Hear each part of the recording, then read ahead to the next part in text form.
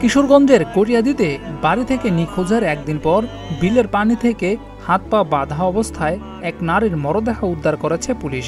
বুধবার দুপুরে উপজেলার সহস্রাম দুলদিয়া ইউনিয়নের বাগপাড়া এলাকা থেকে খুশনাহার নামের ওই নারীর মরদেহ উদ্ধার করা হয়।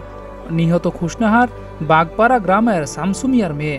এই ঘটনায় জিজ্ঞাসাবাদের জন্য নিহতের চাচা আরজু মিয়া, তার ছেলে আফজাল ও ভাতিজা মিলনকে আটক করেছে পুলিশ। পুলিশ ও স্বজনরা জানায়, স্বামীর সাথে অনেকদিন আগেই ছাড়াছাড়ি হয়ে যাওয়া খুশনাহার বাবার বাড়িতেই থাকতেন।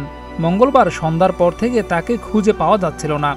বুধবার বাড়ির পাশে বাগপাড়া মাছুয়া বিলের একটি ডোবায় স্থানীয়রা মরদেহ পড়ে থাকতে দেখে পুলিশে খবর দেয়। খবর পেয়ে গচিহাটা তদন্ত কেন্দ্রের পুলিশ সেখানে গিয়ে ওই নারীর মরদেহ উদ্ধার করে। পরে পুলিশের ঊর্ধ্বতন কর্মকর্তারাও ঘটনাস্থল পরিদর্শন করেন। মৃতের হাত পা ও মুখ বাঁধা ছিল। তাকে শ্বাসরোধ করে হত্যা করা হয়েছে বলে ধারণা করছে পুলিশ।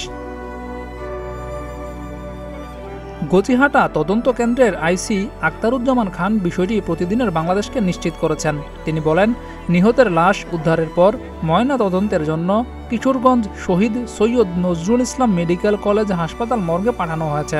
এই ঘটনায় থানায় মামলা দায়েরের প্রস্তুতি চলছে।